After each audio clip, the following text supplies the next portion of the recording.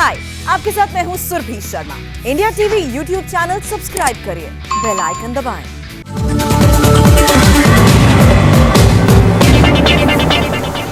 नमस्कार, मैं हूं Saurabh Sharma.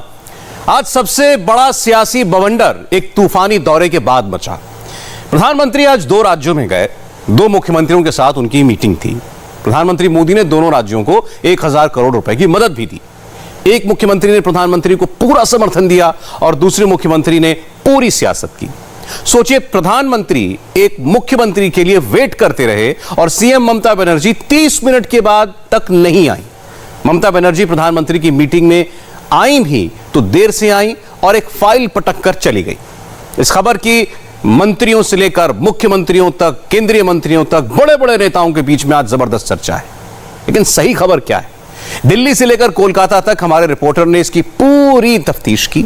Minute to minute detail देखिए इस रिपोर्ट में। सामने विपत्ति खड़ी है और दीदी को पॉलिटिक्स की पड़ी है। ममता बनर्जी राजनीति में ऐसी फंसी हैं कि अब भी प्रधानमंत्री के साथ बैठने को राजी नहीं। तस्वीरें गवाह हैं, प्रधानमंत्री इंतजार कर रहे हैं और मुख्यमंत्री की सीट खाली है। सोचिए, ऐसा देश में कब हुआ कि कोई सीएम देश के पीएम को वेट कराए। ममता बनर्जी दूसरे देश में नहीं थी, दूसरे स्टेट में नहीं थी, दूसरे शहर में नहीं थी। ममता उसी बिल्डिंग में मौजूद थी जिसमें प्रधानमंत्री रिव्यू मीटिंग के लिए बैठे थे। जिस समीक्षा बैठक की 24 घंटे पहले जानकारी दे दी गई थी कि प्रधानमंत्री के इस पूरे सर्वे के बाद उनकी राज्य के सीएम के साथ भी मुलाकात होगी और एक पूरी प्रेजेंटेशन दी जाएगी। उसकी पहली तस्वीर आपके सामने है, जहां देखिए चीफ मिनिस्टर ममता बनर्जी, यहां पर उनको बैठना था और यहां पर प्रधानमंत्री बीच में थे और साथ ही राज्यपाल के साथ बाकी सभी अधिकारी भी इस बैठक का हिस्सा होने थे। क्योंकि जिस तरीके से इस पूरे तूफान का नुकसान हुआ था उसका आकलन लगाते हुए जो तैयारी भी की गई थी और आगे क्या हालात वहां पर बने हुए हैं राज्य में, इस बारे में प्रधानमंत्री और मुख्यमंत्री के बीच सीधा संवाद होना था। लेकिन ये पहली तस्वीर आपके सामने है जहां हमने देखा कि पूरी तैयारी थी लेकिन सीएम ममता बनर्जी इस बैठक में शामिल नहीं हुई। प्रधानमंत्री आज तूफान से हुए नुकसान का एरियल सर्वे करके आए थे। आपदा काल में एयरफोर्स स्टेशन कलाई कोंडा में सिचुएशन रूम तैयार किया गया था। राज्य सरकार के साथ रिव्यू मीटिंग के लिए यहां स्क्रीन रेडी था। ममता बनर्जी की सीट पर उनका नेम प्लेट लगा था, लेकिन ममता 30 मिनट तक नहीं आई। आधा घंटा इंतजार कराने के बाद दीदी जब मोदी के पास पहुंची तो बस एक फाइल पकड़ा कर निकल गई। कलाई कोंडा एयरबेस के सिचुएशन रूम में क्या क्या हुआ, इसकी पूरी क्रोनोलॉजी स्टेप बाय स्टेप समझिए। प्रधानमंत्री नरेंद्र मोदी एरियल सर्वे करके कलाई कोंडा एयरबेस पहुंचे। ममता एयरबेस पर मौजूद थी लेकिन उन्होंने पीएम को रिसीव नहीं किया।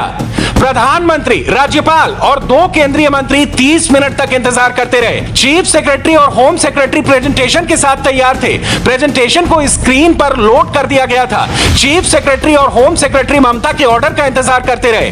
30 मिनट इंतजार कराने के बाद ममता बनर्जी सिचुएशन रूम में आई। ममता बनर्जी रिव्यू मीटिंग में बैठने की जगह मोदी को फाइल पकड़ा कर निकल गई। सबसे महत्वपूर्ण बात यह रही कि जहां मीटिंग की पूरी तैयारी की गई थी, ये स्क्रीन इस वक्त मैं आपको दिखा रही हूं क्योंकि इसी स्क्रीन पर उस प्रेजेंटेशन को लोड भी कर दिया गया था। इंतजार किया जा रहा था सिर्फ और सिर्फ सीएम ममता बनर्जी के आने का। लेकिन हैरानी इस बात की है कि सीएम ममता बनर्जी और साथ ही चीफ सेक्रेटरी, होम सेक्रेटरी सभी इस परिसर में उस वक्त मौजूद थे। बावजूद इसके सीएम ममता बनर्जी इस बैठक में नहीं शामिल हुई और ये उस बैठक जहां पर ये मीटिंग होनी थी उसकी तस्वीर आपके सामने है, क्योंकि यहां प्रधानमंत्री नरेंद्र मोदी मौजूद थे और यहां पर सीएम ममता बनर्जी को बैठना था। और साथ ही यहां पर अगली तस्वीर भी मैं आपको दिखाऊंगी जहां पर अधिकारियों के साथ राज्यपाल भी मौजूद थे। लेकिन ये वो स्क्रीन है जो प्रेजेंटेशन के लिए पूरी तरह से तैयार थी, लेकिन ममता बनर्जी क्योंकि आधे घंटे तक इंतजार करवाती रही इसलिए ये प्रेजेंटेशन प्रधानमंत्री को भी उस वक्त तक नहीं दिखाई गई। बाहर आकर ममता ने ट्वीट किया, ममता बनर्जी ने नरेंद्र मोदी को जो फाइल पकड़ाई उसमें दीघा डेवलपमेंट के लिए 20,000 करोड़ और सुंदरबन डेवलपमेंट के लिए 10,000 करोड़ की डिमांड थी। सोचिए, 30 मिनट की देरी और 30,000 करोड़ की डिमांड। तूफान पर सियासी उफान और मुख्यमंत्री का ऐसा गुमान। क्या दीदी को इस बात की चिढ़ थी कि मोदी की बैठक में शुभेंदु अधिकारी बैठे थे? शुभेंदु पश्चिम बंगाल में विपक्ष के नेता हैं। मीटिंग में कांग्रेस के अधीर रंजन चौधरी को भी बुलाया गया था। अधीर रंजन चौधरी वहां नहीं पहुंच सकते थे, इसलिए सॉरी बोल दिया था। और ये अंदर की वो तस्वीर जब प्रधानमंत्री नरेंद्र मोदी खुद इंतजार करते रहे 30 मिनट तक इसी तरह बैठक में मौजूद प्रधानमंत्री नरेंद्र मोदी चीफ मिनिस्टर ममता बनर्जी का इंतजार करते रहे। ये वो जगह है जहां पर चीफ मिनिस्टर को मौजूद रहना था, बैठना था, समीक्षा बैठक करनी थी। और यास तूफान को लेकर जिस तरह के हालात बने हुए हैं उसी बैठक में राज्यपाल धनखड़ भी यहां मौजूद थे, लेकिन ममता बनर्जी की नाराजगी थी शुभेंदु अधिकारी को लेकर। इस बैठक में अगर आप देखेंगे तो शुभेंदु अधिकारी यहां पर नजर आ रहे हैं, 2 केंद्रीय मंत्री राज्यपाल के साथ यहां पर मौजूद हैं और प्रधानमंत्री के सामने उस बैठक में इस बात को लेकर सुनिश्चित किया जाना था कि जो तैयारियां थी उसको देखते हुए क्या इंतजाम किए गए हैं। लेकिन सीएम ममता बनर्जी उस बैठक में शामिल नहीं हुई क्योंकि सीएम ममता बनर्जी की नाराजगी थी इस बात को लेकर कि आखिर इस समीक्षा बैठक में शुभेंदु अधिकारी को क्यों बुलाया जा रहा है। और यही वजह रही कि आधे घंटे तक खुद प्रधानमंत्री नरेंद्र मोदी को भी चीफ मिनिस्टर ममता बनर्जी का इंतजार करना पड़ा। टीम बनाकर अपना काम करना क्या होता है ये देखना हो तो आज की दूसरी तस्वीर देख लीजिए। कलाई कुंडा से 340 किलोमीटर दूर भुवनेश्वर में ओडिशा के सीएम नवीन पटनायक ने न सिर्फ नरेंद्र मोदी को रिसीव किया बल्कि उनके साथ बैठकर रिव्यू मीटिंग भी की। नवीन पटनायक और ममता की खाली कुर्सी, इन 2 तस्वीरों से मुख्यमंत्रियों का फर्क समझ में आता है। नवीन पटनायक भारत के लॉन्गेस्ट सर्विंग मुख्यमंत्री हैं। 21 साल से ओडिशा का राजकाज चला रहे हैं। नवीन बाबू 2/3 बहुमत के साथ ओडिशा की सरकार चलाते हैं। मोदी की पार्टी के साथ उनकी सियासी दुश्मनी भी रहती है, लेकिन विपत्ति काल में मोदी के साथ बैठने, मोदी के साथ मीटिंग करने में नवीन पटनायक को कोई दिक्कत नहीं है। इसके आगे का अंतर समझना हो तो नवीन पटनायक का ट्वीट देख लीजिए। ममता ने क्या लिखा वो आपने देखा, अब मोदी से मुलाकात के बाद नवीन पटनायक ने क्या लिखा उसे देख लीजिए।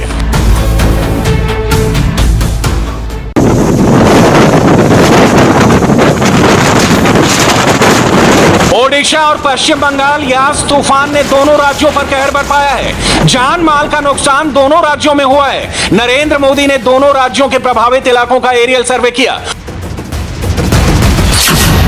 ओडिशा के सीएम ने मोदी से कोई मदद नहीं मांगी, जबकि ममता बनर्जी ने 30,000 करोड़ की डिमांड रख दी। नवीन पटनायक ने डिमांड नहीं की, फिर भी मोदी ने दोनों राज्यों की मदद की। मोदी ने 500 करोड़ बंगाल को दिए तो 500 करोड़ ओडिशा को भी दिए। अच्छा तो यह होता कि ममता बनर्जी प्रधानमंत्री के साथ ही तूफान प्रभावित इलाकों का एरियल सर्वे करती, तभी तो टीम बनती। राहत और बचाव का काम क्विक रिस्पांस के साथ होता। टीम इंडिया बनाने के लिए ही मोदी ने ओडिशा और बंगाल दोनों राज्यों में विपक्ष के नेताओं को भी मीटिंग में बुलाया था। ओडिशा में विपक्ष के नेता कोरोना से बीमार हैं, इसलिए वो आ नहीं पाए। बंगाल में विपक्ष के नेता शुभेंदु अधिकारी मीटिंग में आ गए तो ममता बनर्जी ने प्रधानमंत्री का बायकॉट कर दिया। विपक्ष के नेता के तौर पे ही उन्हें पीएम मोदी की मीटिंग के लिए बुलाया गया था। बंगाल ही नहीं बल्कि उसके पहले उड़ीसा में भी विपक्ष के नेता को मोदी की मीटिंग के लिए आमंत्रण दिया गया था। असल में पीएम मोदी की कोशिश होती है कि किसी भी सलाह मशविरा में सभी पक्षों को शामिल कर सबकी राय ली जाए। आपको याद होगा कि पिछले लोकसभा चुनाव के बाद जब संसदीय नियमों के मुताबिक कांग्रेस के पास नेता प्रतिपक्ष का पद भी हासिल करने की क्षमता और संख्या बल नहीं था, उसके बावजूद लोकसभा में कांग्रेस संसदीय दल के नेता अधीर रंजन चौधरी को सरकार नेता प्रतिपक्ष का हैसियत देती है। हर एक सलाह मशविरा में उनसे बात की जाती है, उन्हें बैठकों में बुलाया जाता है। अभी हाल में ही सीबीआई डायरेक्टर के लिए स्क्रीनिंग कमेटी की बैठक हुई थी, उसमें भी अधीर रंजन चौधरी को बुलाया गया था और वहाँ नेता प्रतिपक्ष के क्लॉज में संशोधन करके मोदी सरकार ने ये नियम बना दिया ताकि कांग्रेस के नेता वहाँ शिरकत कर सकें। ममता बनर्जी अभी तक चुनावी मोड में ही है। बदले की बंगाल मार्का पॉलिटिक्स का इससे बड़ा सबूत क्या होगा कि शुभेंदु अधिकारी के साथ दीदी किसी मीटिंग में बैठना नहीं चाहती। ममता प्रधानमंत्री की मीटिंग का भी प्रोटोकॉल तय करना चाहती हैं और विपक्ष की आवाज को रत्ती भर भी जगह देना नहीं चाहती। पश्चिम बंगाल के गवर्नर जगदीप धनखड़ ने भी आधे घंटे तक मोदी के साथ ममता का इंतजार किया था। धनखड़ ने लिखा, ये राज्य और यहाँ के लोगों के लिए अच्छा होता कि मुख्यमंत्री और राज्य के अधिकारी प्रधानमंत्री के साथ रिव्यू मीटिंग में हिस्सा लेते। टकराव का रुख राज्य या लोकतंत्र के हित में नहीं है। मुख्यमंत्री और अफसरों की गैरहाजिरी संविधान या कानून के मुताबिक नहीं है। मोदी के साथ मीटिंग का बायकॉट करके दीदी दीघा पहुंची। समुद्र किनारे तक जाकर मुख्यमंत्री ने अपना वीडियो बनवाया और उसे जारी कर दिया, जिससे ये लगे कि जो कर रही हैं दीदी ही कर रही हैं। अब समझते हैं कि बंगाल में जो वो हुआ क्यों हुआ। ममता बनर्जी कहती हैं कि उनको प्रधानमंत्री के प्रोग्राम की जानकारी नहीं थी। हकीकत यह है कि गुरुवार 2 बजे ही केंद्र ने राज्य सरकार को पीएम के दौरे की जानकारी दे दी थी। उस जानकारी में यह भी बताया गया था कि राज्य सरकार के साथ पीएम की रिव्यू मीटिंग कलाई कुंडा एयरबेस पर होगी। शुभेंदु अधिकारी कहते हैं कि यह दिन कोऑपरेटिव फेडरलिज्म यानी सहयोगी संघवाद के लिए काला दिन है। नरेंद्र मोदी ने राज्य के सभी पक्षों को साथ लेकर तूफान की आपदा से लड़ने की कोशिश की, मगर ममता ने पॉलिटिक्स को आगे रखा। वैसे यह कोई पहला मौका नहीं है जब ममता बनर्जी ने अपनी पॉलिटिक्स के लिए पश्चिम बंगाल के लोगों का हित अनदेखा किया। मोदी कोरोना पर मुख्यमंत्रियों की बैठक बुलाते हैं तो ममता नहीं आती। पीएम और डीएम की बैठक के बाद ममता ने सीएम को चुप रखने के आरोप लगाए। इसी साल फरवरी में ममता नीति आयोग की बैठक में नहीं आई। बंगाल में अम्फान तूफान आया तो भी दीदी मोदी से लड़ती रही। जल शक्ति मंत्रालय की बैठक का भी दीदी बहिष्कार कर चुकी हैं। 3 साल तक ममता ने किसान सम्मान योजना को रोक कर रखा। मई 2021 में बंगाल के किसानों को पहली बार कैश ट्रांसफर हुआ। ओडिशा का बालासोर और भद्रक जिला हो या पश्चिम बंगाल का मेदिनीपुर, यास साइक्लोन ने हर जगह भारी तबाही मचाई है। मकान ध्वस्त हो गए हैं, खेतों में पानी भरा है, शहरों में बिजली संकट है। कम से कम 21 लाख लोगों को सुरक्षित जगहों पर भेजना पड़ा है। यह विपत्ति काल है। पॉलिटिक्स बाद में भी हो सकती है। मोदी से सियासत वाला हिसाब बाद में भी बराबर किया जा सकता है। दीदी इस आपदा काल में तो मिलकर काम कर लें। अब बात राहुल गांधी की, जिन्होंने आज करीब आधे घंटे की एक प्रेस कॉन्फ्रेंस की। राहुल गांधी ने जमकर सियासी बातें की, मोदी के एक्शन को नौटंकी कहा, मोदी के कोरोना मैनेजमेंट पर सवाल उठाए। सारी बातें सियासत की हैं, वो करना चाहें कर सकते हैं। मैंने राहुल गांधी की पूरी प्रेस कॉन्फ्रेंस सुनी, लेकिन इसमें सबसे ज्यादा जो खराब बात लगी वो तब जब राहुल गांधी मौत पर सियासत करने लगे। राहुल गांधी ने विदेशी अखबार का हवाला दिया और कहा कि भारत में 42 लाख तक लोग मरे। राहुल गांधी ने एक कदम आगे बढ़कर यह भी कहा कि उन्होंने कांग्रेस रूल स्टेट्स के मुख्यमंत्रियों को फोन करके कहा था कि मौत के आंकड़े छुपाना मत, मौत के एग्जैक्ट फिगर दो। क्या वाकई में राहुल गांधी को लगता है कि भारत में 42 लाख लोग मरे होंगे कोरोना से? क्या राहुल को भारत की सरकार पर नहीं, भारत के आंकड़ों पर नहीं, न्यूयॉर्क टाइम्स पर, विदेशी मीडिया की जानकारी पर ज्यादा भरोसा है? एक रिपोर्ट की मदद से ये पूरी बात समझिए।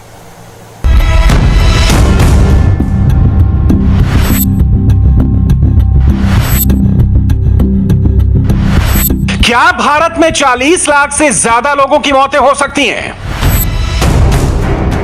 क्या वाकई में 3 लाख नहीं 42 लाख लोग कोरोना से मर सकते हैं? क्या वाकई में ऑफिशियल फिगर से दोगुनी हो सकती है कोरोना से हुई मौतें? न्यूयॉर्क टाइम्स ने पहला सिनेरियो दिया 6 लाख मौतों का, दूसरा सिनेरियो दिया 16 लाख मौतों का और तीसरा सिनेरियो दिया 42 लाख मौतों का। और यह सब कुछ सिर्फ अनुमान के आधार पर। सोचिए, एक विदेशी अखबार क्वेश्चन मार्क वाली हेडलाइन के साथ सिर्फ अनुमान के आधार पर खबर छाप देता है कि भारत में मौतों का आंकड़ा 42 लाख हो सकता है। कांग्रेस पार्टी क्वेश्चन मार्क नहीं देखती। फायदे के हिसाब से न्यूयॉर्क टाइम्स के नंबर उठाए जाते हैं, उसे कांग्रेस की टाइमलाइन पर चिपकाया जाता है और मोदी के खिलाफ माहौल बनाया जाता है। न्यूयॉर्क टाइम्स का सेम आर्टिकल पहले राहुल फैलाते हैं, फिर वही स्क्रीनशॉट प्रियंका अपनी टाइमलाइन पर कट कॉपी पेस्ट करके चिपकाती हैं। पिछले कुछ घंटों में कांग्रेस का पूरा इकोसिस्टम न्यूयॉर्क टाइम्स के भ्रामक आर्टिकल का इस्तेमाल अपने सियासी फायदे के लिए कर रहा है। फैक्ट यह है कि विदेशी अखबार में छपा यह आर्टिकल मनगढ़ंत है। सच यह है कि अमेरिकी अखबार ने झूठे नंबर्स दिखाए। न्यूयॉर्क टाइम्स की रिपोर्ट को बेसलेस बताया गया। आर्टिकल्स में छपे नंबर को डिस्टॉर्ट करके परोसा गया। मगर ऐसा लगता है कि राहुल और मोदी के दूसरे सियासी दुश्मनों को इंडिया पर नहीं, न्यूयॉर्क टाइम्स के झूठ पर ज्यादा भरोसा है। इसलिए आज सबसे पहले न्यूयॉर्क टाइम्स का ही फैक्ट चेक कर लेते हैं। राहुल का फैक्ट चेक आगे करेंगे। सबसे पहले कुछ अमेरिकी हेडलाइंस पढ़िए। अक्टूबर 2020 में फोर्ब्स मैगजीन में छपा था कि अमेरिका में कोरोना से हुई मौतों के नंबर्स दुनिया में किसी भी देश के मुकाबले कहीं ज्यादा हैं। कुछ दिनों पहले ही अमेरिका की ऑनलाइन मैगजीन slate.com ने एक नई स्टडी के हवाले से खबर छापा कि अमेरिका में कोरोना से हुई मौतों का आंकड़ा 9 लाख से ज्यादा हो सकता है, लेकिन ये नंबर्स बताए नहीं गए। इसके बाद 7 मई 2021 को न्यूयॉर्क पोस्ट ने छापा कि 9 लाख मौतों के नंबर सामने आने के बाद अमेरिका की CDC पूरे मामले की जांच करेगी। अमेरिका में कोरोना से 9 लाख लोगों की मौत हो गई। ये तो हर खबर की फ्रंट पेज हेडलाइन होनी चाहिए। न्यूयॉर्क टाइम्स को भी ये खबर छापनी चाहिए थी। मगर फिर हमारी नजर न्यूयॉर्क टाइम्स के 28 मई 2021 की कोरोना वायरस वर्ल्ड मैप पर गई।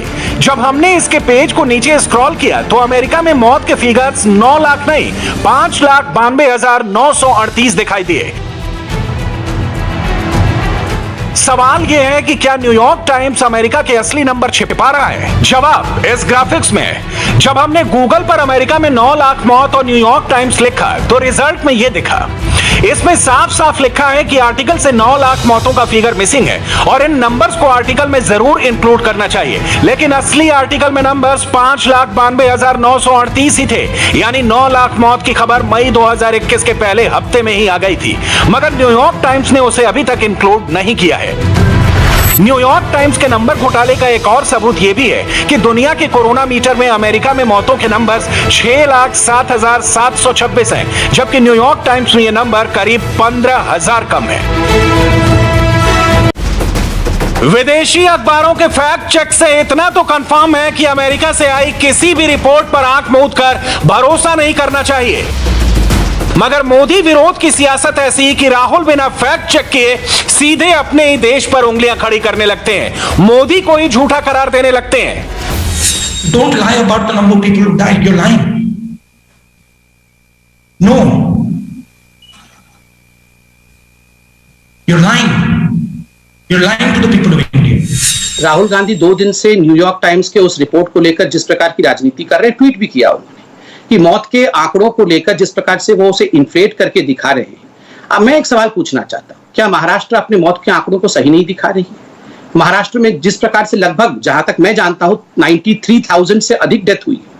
ये क्या उससे अधिक डेथ हुई है वाकई महाराष्ट्र में? और महाराष्ट्र की सरकार ने ये डिक्लेयर नहीं किया है। सर्वाधिक डेथ महाराष्ट्र में हुई है और अगर इन नंबरों में घपला है तो सबसे बड़ा घपला तो महाराष्ट्र में ही होगा। तो पूछना पड़ेगा महाराष्ट्र की सरकार से, आप बताइए क्या राजस्थान की सरकार अपने मौत की आंकड़ों में घपला कर रही है? वो सही आंकड़े नहीं दे रही।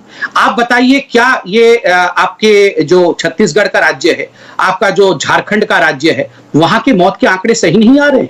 देखिए, इस प्रकार से कहीं ना कहीं भारत को, और बिल्कुल सही कहा कल भारत के प्रवक्ता ने जब उनसे पूछा गया प्रेस कॉन्फ्रेंस में कि ये आंकड़े जो न्यूयॉर्क ने दिए हैं सही है कि गलत है, उन्होंने कहा देखिए 5 लोग न्यूयॉर्क में बैठ के 10 लोगों को इंडिया में फोन करके एक आंकड़े जारी कर देने से वो ऑथेंटिक आंकड़े नहीं होते। इससे केवल और केवल भारत की छवि को सही तरीके से प्रस्तुत नहीं करने वाला एक साजिश ही दिखता है। चलो माना कि मोदी से सियासी टकराव है, मगर राहुल ने विदेशी एजेंडा फैलाने से पहले देश के वैज्ञानिकों की बात क्यों नहीं सुनी? नीति आयोग के सदस्य डॉक्टर वीके पॉल को सुनिए, न्यूयॉर्क टाइम्स का सच समझ जाएंगे। और जब उसको एक बिना सोचे समझे कोई नंबर अटैच कर दिया जाता है, हमारा नंबर क्या है 0.05, ये क्या ले रहे हैं 0.3% मान लीजिए, 6 गुना। क्यों? किस बेस पे? एक्सपर्ट्स ने कहा कि ये 0.3 है, फिर और एक्सपर्ट ने कह दिया 0.6 है, वो 12 गुना कर दिया। लेकिन इस रिपोर्ट में अपने तरीके से ही 12 गुना बना दिया और उसको दिखा के आप कितने मिलियन लिख लो। अगर मैं ही वो चीज न्यूयॉर्क पे लागू करूं 3 गुना, तो उनकी डेथ 16,000 मई के पीरियड में, और खुश हो रहे हैं कि हमारी मोर्टेलिटी जो है 0.97% इन्फेक्शन की है। मैं 3 गुना करता हूं तो 50,000 डेथ है, मैं 6 गुना करता हूं तो 90,000 डेथ है, और 12 गुना करता हूं तो 1,75,000 डेथ है। पर ये वो नहीं कहते, वो अपना 16,000 ही कहते हैं। सोचिए, राहुल को न्यूयॉर्क के नंबर्स पर फुल कॉन्फिडेंस है, मगर उन्हें भारत का आंकड़ा गलत लगता है। फैक्ट तो यह है कि मोदी विरोधियों की टाइमलाइन पर अपना अपना ड्रामा चल रहा है। इसकी एक फिल्म शुक्रवार को रिलीज हुई। राहुल ट्विटर वाली टाइमलाइन से नीचे उतरकर कैमरे पर आए, करीब आधे घंटे की प्रेस कॉन्फ्रेंस की। शुरुआत में राहुल की वाहवाही वाली मिनी फिल्म दिखाई गई। राहुल ने 2020 में क्या कहा, 2021 में क्या लिखा, इसका प्रचार हुआ। इसके बाद मोदी पर सियासी हमले वाले वीडियो फिट किए गए और कैमरे पर आते ही राहुल ने सियासी स्क्रिप्ट पढ़नी शुरू कर दी, डर का माहौल पैदा करना शुरू कर दिया। प्रधानमंत्री ने जो नौटंकी की, प्रधानमंत्री ने जो अपनी जिम्मेदारी पूरी नहीं की, इसका कारण सेक्रेटरी है। और मैं देश को अभी बता रहा हूं, अगर वैक्सीनेशन इसी रेट पे चलता गया, मतलब आज के प्लान पे अगर आप चलें तो मई 24 में हिंदुस्तान की पूरी जनता का वैक्सीनेशन होगा। अगर इस रेट पे वैक्सीनेशन चलता गया तो थर्ड वेव आएगी, फोर्थ वेव आएगी, फिफ्थ वेव आएगी। राहुल आए तो थे कैमरे पर वैक्सीन की बात करने, लेकिन उनकी सियासी स्क्रिप्ट नौटंकी से लेकर सीधे कुंभ मेले तक पहुंच गई। यहां पे मतलब बंगाल में इलेक्शनियरिंग हो रही है, मैस इवेंट्स हो रहे हैं, करोड़ों लोगों को आपने कुंभ मेला में मतलब घुमा दिया। आपने ये भी नहीं सोचा होगा क्या। अरे भाई, आप भाषण दे रहे हो बंगाल में, आपके सामने लाखों लोग खड़े हैं, आप बिना मास्क वहां खड़े हो, क्या मैसेज जा रहा है लोगों को। वैसे राहुल ने अपनी प्रेस कॉन्फ्रेंस में चुनावी रैलियों और मास्क का जिक्र करके अपने सियासी फायदे के लिए मोदी पर जैसा पॉलिटिकल अटैक किया, थोड़ी देर बाद उन्हीं पर भारी पड़ गया। सोशल मीडिया पर राहुल की ये तस्वीरें तेजी से वायरल होने लगी। जनवरी की तस्वीर में राहुल बिना मास्क लगाए, बिना सोशल डिस्टेंसिंग का ख्याल किए मशरूम बिरयानी बना रहे थे। मार्च में राहुल तमिलनाडु विधानसभा चुनाव प्रचार के दौरान बिना मास्क के पुशअप खेल रहे थे। केरल में समंदर में फोटो सेशन करवा रहे थे। वो मास्क गैदरिंग का हिस्सा भी रहे, भोजन का भी लुत्फ उठाया, कैमरे पर सब कुछ दिखाया। ये सब कोरोना काल की ही तस्वीरें हैं। अब बीजेपी भी राहुल की भाषा में उनसे यही सवाल पूछ रही है कि क्या वो राहुल की नौटंकी नहीं थी। प्रधानमंत्री देश की पूरी जनता के साथ कोविड का सामना कर रहे, तब ये नौटंकी शब्द का उपयोग करते हैं ऐसे प्रयासों का, ये देश का और जनता का अपमान है। विडंबना यह है कि विदेशी मीडिया जिस तरह का भारत विरोधी प्रोपेगेंडा फैलाता है, राहुल और उनके साथी नेता उस प्रोपेगेंडा का विरोध करने की बजाय भारत में उसी के प्रचार प्रसार की तैयारी शुरू कर देते हैं। मसलन शुक्रवार को एक बयान मध्य प्रदेश के पूर्व मुख्यमंत्री कमलनाथ का भी आया। ये बोलते हुए कमलनाथ की जुबान नहीं कांपी कि भारत महान नहीं, भारत बदनाम है। गौर से सुनिएगा। मैं तो कह रहा हूं भारत महान नहीं, भारत बदनाम है। ये आज सब देशों ने रोक लगाई है कि भारत के लोग नहीं आ सकते। मैंने तो उस दिन कहा था उज्जैन में कि जो टैक्सी चलाते हैं अपने देश के लोग बाहर, मुझे तो किसी ने न्यूयॉर्क से फोन किया कि जो भारत के लोग कुछ जो टैक्सी चलाने वाले हैं उनकी टैक्सी में कोई नहीं बैठने को तैयार। ऐसा बदनाम किया अपने देश को। सोनिया गांधी जवाब दे। क्या श्रीमती सोनिया गांधी जी, आप कमलनाथ के बयान से सहमत हो? आपके मध्य प्रदेश का अध्यक्ष कह रहा है ये कि भारत बदनाम है। कांग्रेस को लज्जा और शर्म नहीं आती? सत्ता जाने के बाद लगता है कमलनाथ ने मानसिक संतुलन खो दिया है। जाको प्रभु दारुण दुख दे ही, बाकी मति पहले हर ले ही। विनाश काले विपरीत बुद्धि। मैडम सोनिया गांधी, मौन तोड़ना पड़ेगा। आप साफ करो कि या तो कमलनाथ गलत है, पार्टी के बाहर करो, या फिर ये कह दो कि मैं कमलनाथ के बयान से सहमत हूं।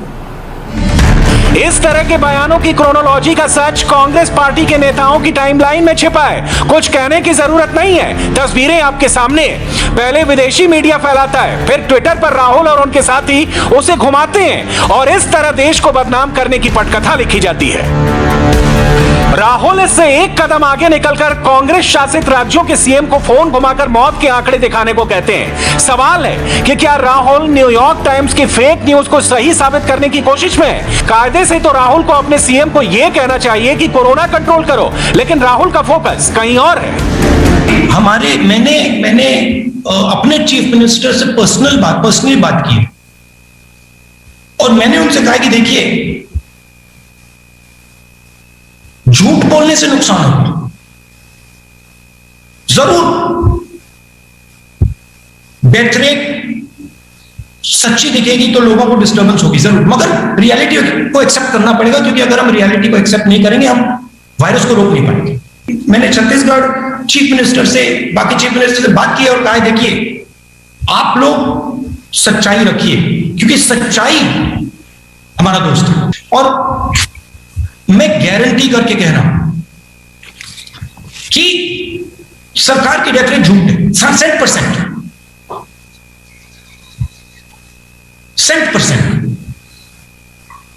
और मतलब एक्सपोनेंशियली झूठ है, एक्सपोनेंशियली। ये नहीं कि मतलब 5% ज्यादा है, 10% ज्यादा है। राहुल के ऑडियो वीडियो सुनकर, उनके हाव भाव देखकर फिलहाल तो ऐसा ही लगता है कि राहुल को बस किसी तरह यह साबित करना है कि न्यूयॉर्क टाइम्स सच कह रहा है और सरकार झूठ कह रही है। विदेशी मीडिया के नंबर सही हैं और सरकार के आधिकारिक नंबर्स गलत हैं। सबसे पहले मैं आपको जिस रिपोर्ट के बारे में आप रेफर कर रहे हैं, मैं आपको सबको रिक्वेस्ट करना चाहूंगा कि वह रिपोर्ट टोटली बेसलेस है, एब्सोल्युटली फॉल्स है, क्योंकि रिपोर्ट किसी एविडेंस से ना तो सपोर्टेड है ना बैक्ड है कि इन टर्म्स ऑफ कि क्या बेसिस पर कैलकुलेशन की गई है। आउटरेजियस फैक्टर सडनली थ्योरेटिकल लेके आना without any basis, without any data from the ground, just on the basis of assumptions that 5 people sit together, make phone call and hold a virtual meeting, perhaps that's what they did, is not right. अब आप खुद सोचिए कि जो लोग मोदी विरोध के चक्कर में विदेशों से आए फॉल्स नैरेटिव को चिल्ला चिल्ला कर सही बताने लगे, झूठे नंबर्स का ढोल पीटने लगे, तो फिर देश की असली बदनामी कौन कर रहा है?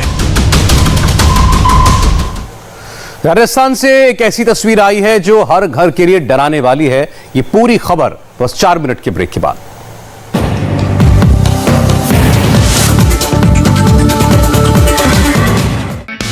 हाय, आई एम सुरभि शर्मा। खबरों से अपडेट रहने के लिए India TV YouTube channel subscribe करिए, साथ में बेल आइकन जरूर दबाएं। जुड़े रहें इंडिया टीवी के साथ।